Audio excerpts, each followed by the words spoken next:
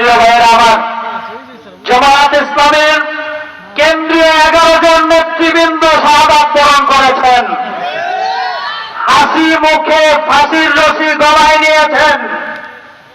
প্রিয় ভাইয়েরা আমার, এত বড় আত্মত্যাগের বিনিময়ে আমরা আজকে এই খোলা মাঠে কোরআন এবং হাদিসের কথা বলার সুযোগ পেয়েছি।